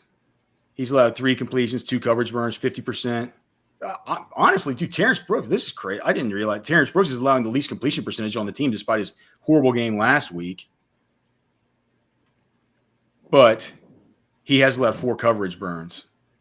Whereas if you look at the snaps per, let's see, what is this? So snaps per burn, actually Ryan Watts is 94.5. These guys haven't been burned as much as Watts. Watts is the best as far as his missed tackles. As far as I would like to know what his touches on balls per snap are, right? Because Watts has played how many snaps? 189 versus 274, 213. So he's to that. But the thing about Watts too, better tackler, and you look at the snaps per production caused, just a lot higher than the rest of these guys, right? So technically, Maalik Muhammad's still better. Well, I mean, he could still be better, but he hasn't been as efficient, right? And Ryan Watts brings a very, very particular set of skills as the boundary corner that's more physical. He can get up on these guys and press. Okay. So I think for that reason, I'm gonna go with Ryan. Ryan Watts. But it's a lot. It's closer. It's closer than I thought. It's closer than I thought. I didn't realize that he'd been burned twice.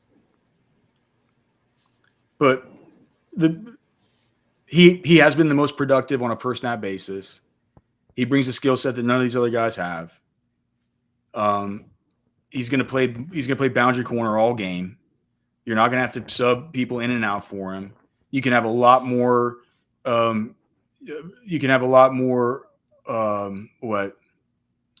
Availability or like openness to just because Maalik Muhammad, Terrence Brooks can both play both, right? They can both play field and boundary. Gavin Holmes can only play field.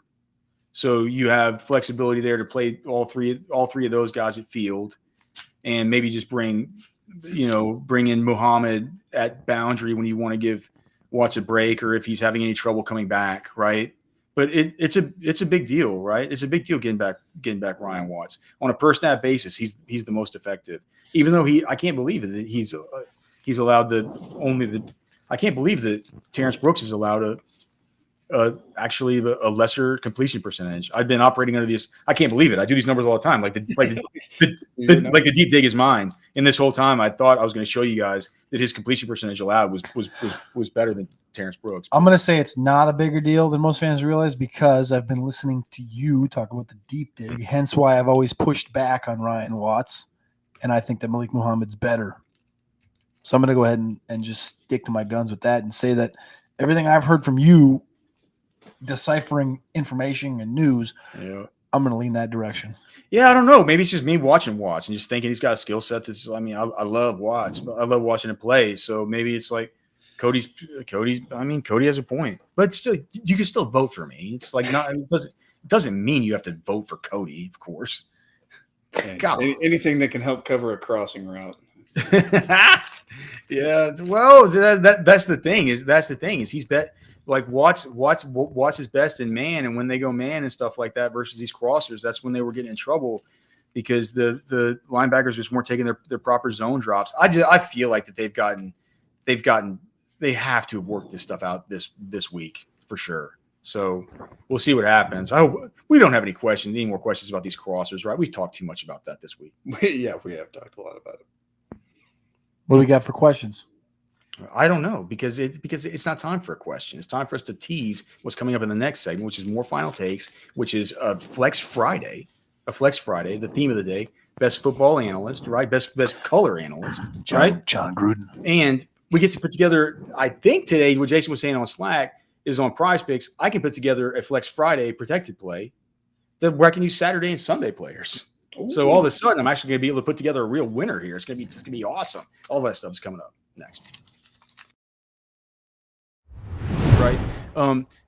As far as Wingo, he's Jay the activist is saying Jamar Chase. I guess he's been telling you that before.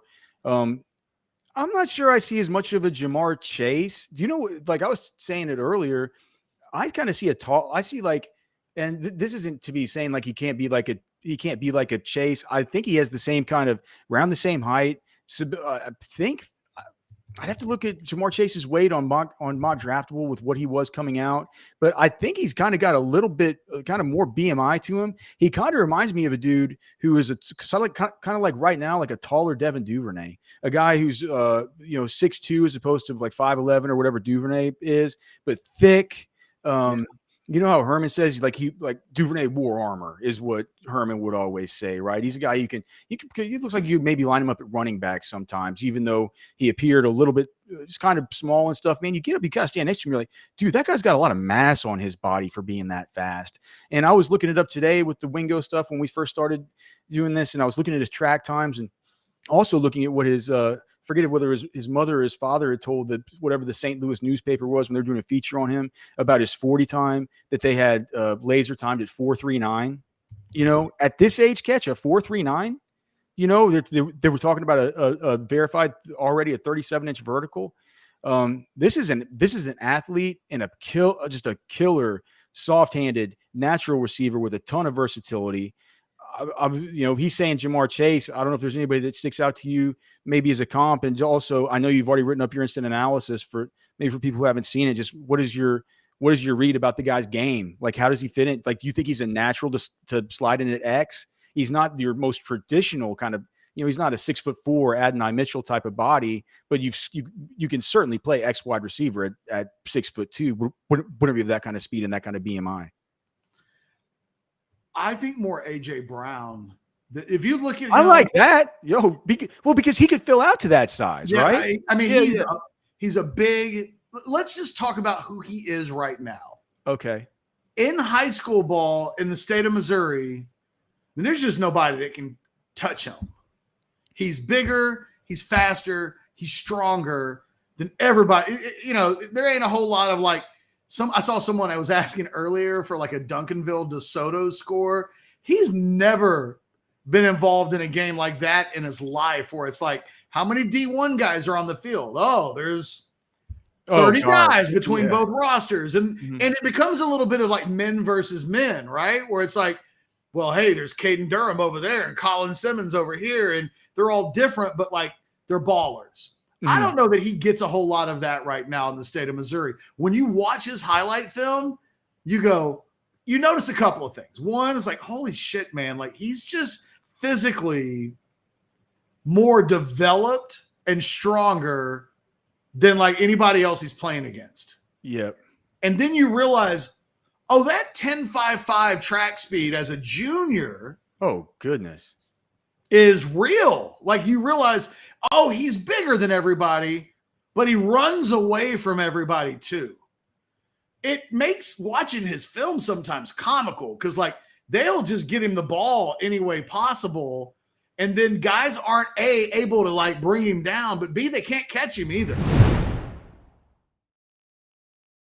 Are you kidding me? All right, football with friends is fun as hell. Golly, I just went onto YouTube just to see how many votes we had on this. And I'm like, I'll just click because I can't just click just see results. And I clicked on Cody just because I didn't want to make it feel like I was and it took him back up to 50-50 against me. I also saw that shockingly and so shamefully, we're only at 74 likes on the devastating. Just shamefully. So if you guys are watching, you guys want us to take another shot here. Look, I'm back up again. Okay. Fugaze. Yep. So we are If we get to 100, we'll take another shot. Otherwise, we'll just wait till the show's over and just take a shot anyway. Oh, right? Man, I still got to drive tonight. No, that's maybe we should hope that we don't get to 100. You got to get behind the wheel of a vehicle. All right. So we have the likes. If you guys could please like, if you guys could please subscribe to the channel here. We're always so happy to be here with you here on the final segment of Football with Friends. It is, of course, always just fun as hell.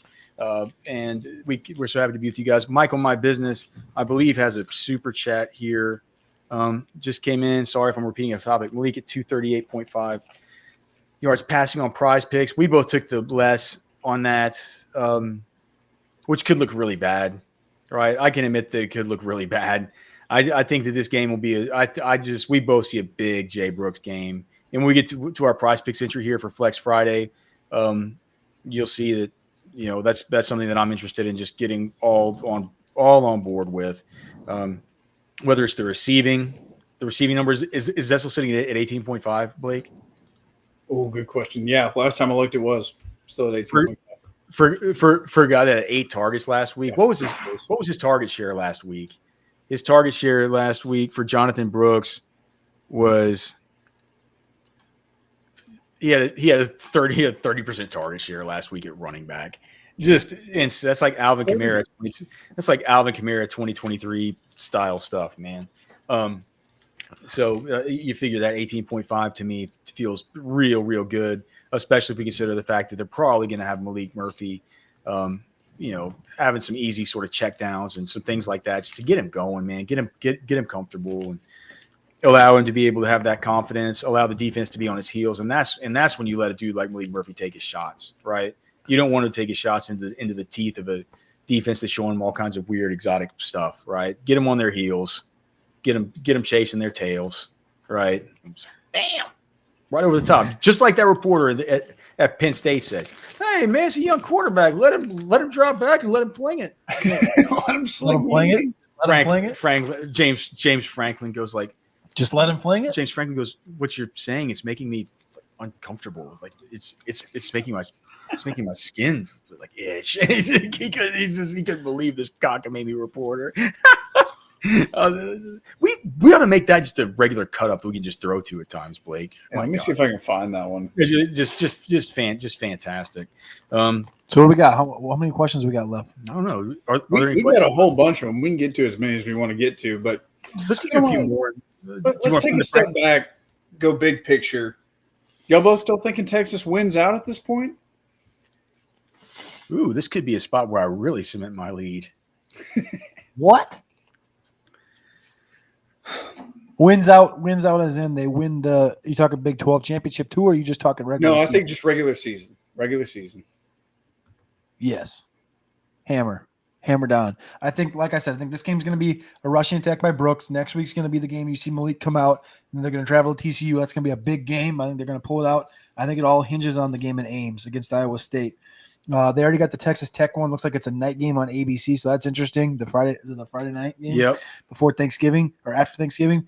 I don't think that'll be as tough as people think. I think it's an Iowa State game really that I'm worried about and thinking about just because of the scenario that it can put them up there in Ames. It's a tough matchup, tough place to play, more so than anything. I'm going to say they win out. I am a little worried about that one though. Yeah, man, that Friday. So that Friday is a 6:30 game. Is Catch planning on doing like a pregame show for that, or is this show going to be like the pregame show for that? If it's 6:30, let's see, 6:30. I think Black Friday. I think as my family is going to be going to Dallas for Thanksgiving, where I never ever join them because, as you guys all know, I think Thanksgiving stinks. I'm going to try and go hunt on Wednesday and Thursday, and I told Catch I'd be going from Wednesday through Friday, but if that game's at 6:30, it'd be fun to do a show from 3:30 to 5:30, leading right up. Yeah, absolutely, we could do it. What I do is I just get back home on Friday, hopefully direct from the processor right back here to this microphone to be able to talk about that one. Win out. Yep. I think Texas wins out. Yep. Man. I think Texas wins out. I think next week's tough, and it really all hinges on that at TCU one.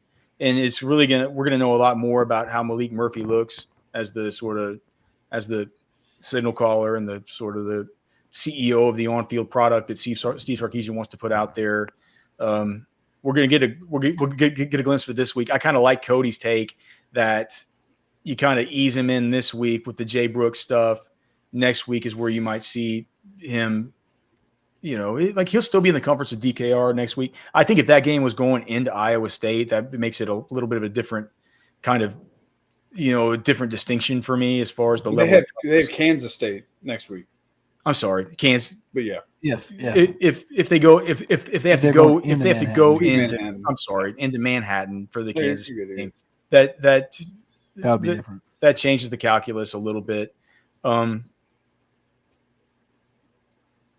as I think that it hinges on the TCU game, and we just don't know at this point whether Quinn's going to be healthy for that one. We don't know at this point. Like it could be that Malik's rolling by then, and like that rolls right into my next question, which is going to be, what would Malik Murphy have to do in one game to have the fan base calling for him to stay the starter?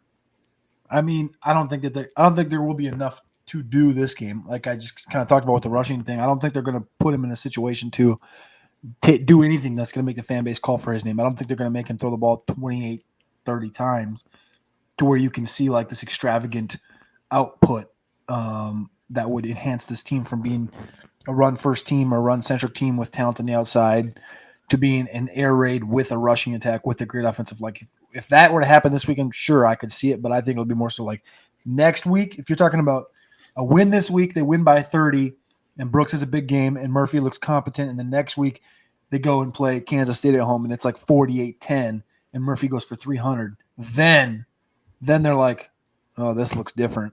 This looks like there's – and then at that point, if that happens and Murphy really bursts on the scene next week against Kansas State, I think you're talking about the college football playoff committee and then people talking about like, how does Texas look with Malik Murphy at quarterback versus Quinn Ewers? They look like a more dynamic football team, XYZ, and then that narrative gets built. I think it takes 2 games. Kansas State might be a ranked matchup too. That might be a big national game. I think that's a fair point. It may take 2 weeks. What do you think? Yeah. Albert? Well, but that's not answering the question. So I mean, Cody's disqualified. I said it would take 2 weeks. Cody's disqualified for that. I said they can't do it in one game. I said it'll take 2 weeks. That's 100% the correct answer. Well, you're disqualified. What if Alex? What if Malik goes out there and just torches the 3-3-5 defense? What are you going to say? Are people saying that BYU plays a 3-3-5? No, but Houston. Well, I don't know if BYU does, but people have been talking about Houston. They certainly don't look like they do to me. Yeah, but I don't know. People say cockamamie things about this 3-3-5 every week that I don't understand.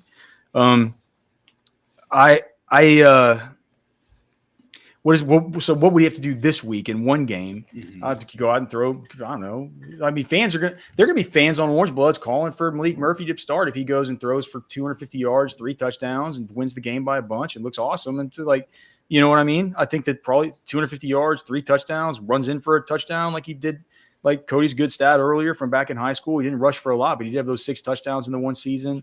I think maybe something like that. 250, 3. No picks, maybe 1 pick, runs in for a touchdown. Texas rolls and just beats the what Catch says, beats the brakes off of BYU. It's I think that's the kind of thing where you at least have some people. You have some people in the fan base calling for it, but shamefully, I'll admit it's probably a good call to say that it would become like a pitchforks and a roar if that happened versus BYU, and then you come back the next week and he does something where Malik Murphy puts the team on his back to go and win that football game, where he's got a little bit more of the just a little bit of the training wheels off, right? Mm-hmm. And you get to kind of see the full package of what he could possibly bring. So it's shamefully probably a kind of good take for Cody there, but it's still fine to vote for me. You don't have to. It's like anything. You don't have to agree with everything. It's just the person is going to make your, like who their takes are going to make your life better. And I feel like every time they voted for me and it's actually fallen through, it's been like an easy fun weekend. Every time that they vote for you, it's like a tough either a loss or just a tough, brutal game that is not fun to watch. Well, listen, let's go ahead and open it up for the final pitches here as we get it. It's about time to end the poll. State your score and any final takes you may have, regardless of the questions that you'd like to state. Okay, I'll go first. I believe Texas wins the football game. It is a football game where Jonathan Brooks goes ham. I'm not sure about the 350 yards that Cody's talking about being. Alex, extremely doubtful on Jonathan Brooks here, stating that he won't get to 340 yards. I think that Malik Murphy makes one throw that is going to be the one that the fan base talks about. Right? He's going to make one of those. He's going to make one of those big plays.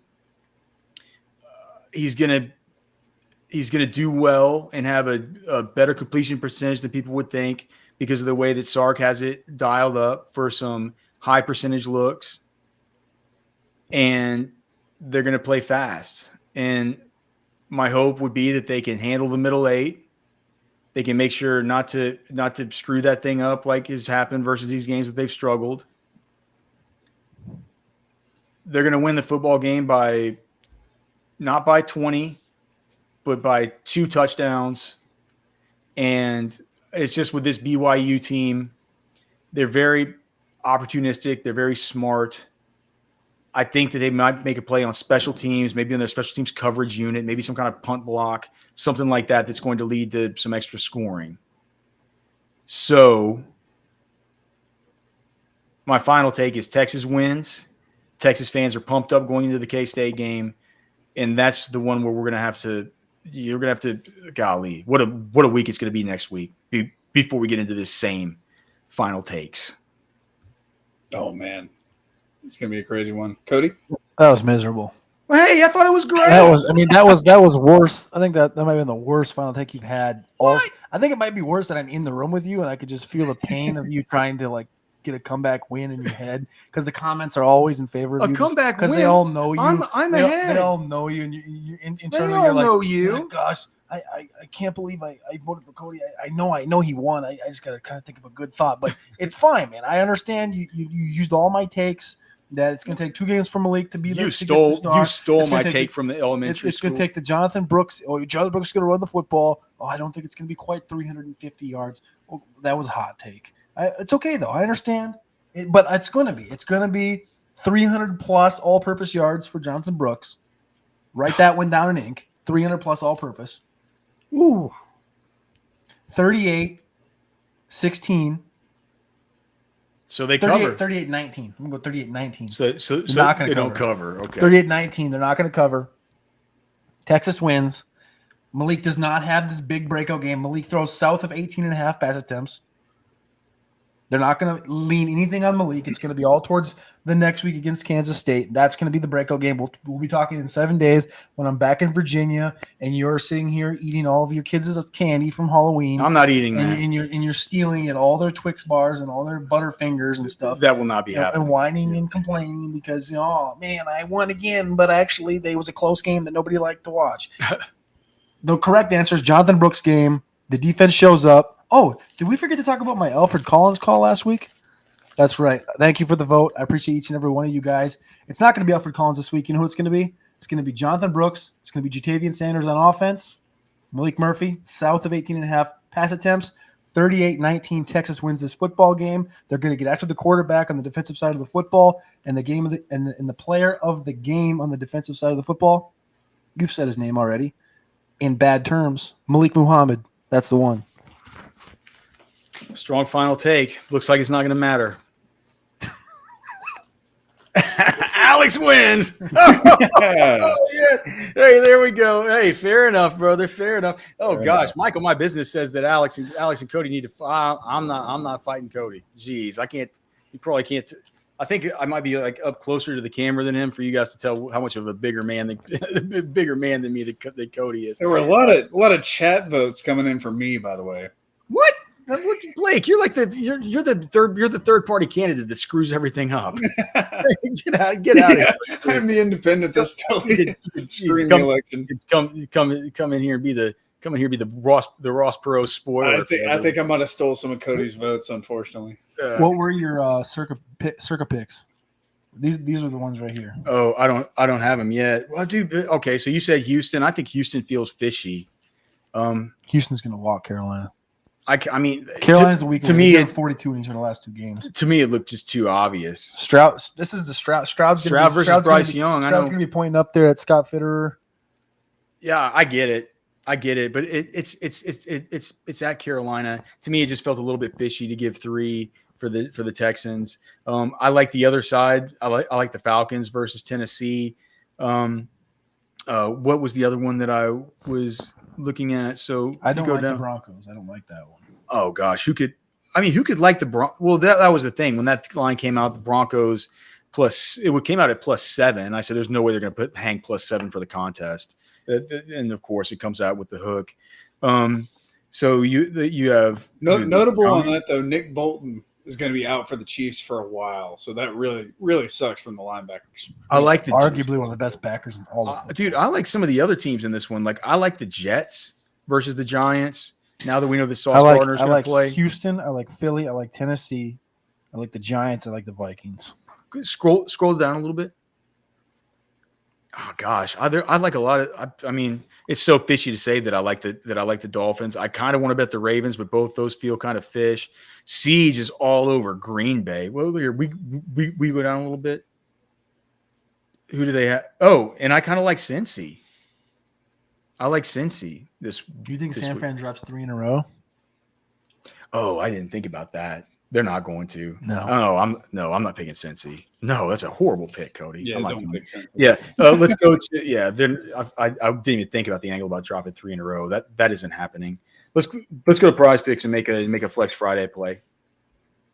Because what Jason was saying, Blake, is we can do a Flex Friday for any day now, right? That's huge. It doesn't have to be just for tonight, right? Even if it is, who cares? I mean, yeah. All I do is lose with these picks that I do on the air anyway. All right, CFB. Let's go to Jonathan Brooks. I'm going to go over or more than the 128.5 total rushing plus receiving. Ding, ding. It's the first one I want to do. Do I want to do my Malik Murphy under? I think I'm just going to do it. But are you questioning it? Like our thought was like if he completes one big ball. Yeah, I'm not going to do it. Can you do NFL or no? Yeah. Okay. So how about Mostert's number is at 48.5 rushing yards. Let me look at Whittington. Whittington's going to catch three balls, isn't he? Again, I don't think he throws the ball 20 times. So like, okay, let's just stay away from it then. Okay, NFL. What do you think about Slovis? Like 170. I think that's a putrid number. 177.5. He's not good, and like if they cause a couple picks, and like I don't know, I don't trust that at all. Okay. What are the other plays on BYU? Can you just search BYU real quick? Okay. Yeah. Interesting. Pace Roberts, I like that. What's his numbers? Oh, I don't know why it does that on the Prize Picks search bar now. It always it's been messing up like that lately. If you click him, will it show you the past? I think it's who Chase Roberts. He's under the last 2 weeks. Let's look at NFL. I got Mostert's numbers 49.5 rushing yards. He went for $122 and 18 carries. Oh, and Cyan Sapper makes a good point. Make sure you opt in on the promos section now. Yeah, I opted in earlier today. Thank you though, man, for Cyan Sapper. Oh gosh, that's a lock, dude. Raheem Mostert 49.5. I saw the Pickens I thought Pickens over 53.5 looked good. He was talking heavy. He was talking heavy about that defense being bad. He was. And now it's up to 55.5. I still like it. He called them a prayer defense. Okay. They kind of are. So let's look at the reception stuff. God, so look at when that happened. That sure developed quickly with Adam Thielen. 6 reception total. I don't like. Oh, Tank Dell is going to catch more than 3.5 balls, isn't he? Or is it a Nico Collins week? No, I mean, but I think both guys are going to be. Like I said, I think Stroud's going to eat in this game. Well, I like Tank in this game. 45.5. Tank's going to go for more than 45.5, isn't he? Don't you think? Who do you have as one of your? Who do you have as your big edge guys? NFL. Let me look at NFL quick. Let's see here. I don't love a couple of these. Oh God, that's terrible. Eckler, 48.5 rushing yards against Chicago. Oh God.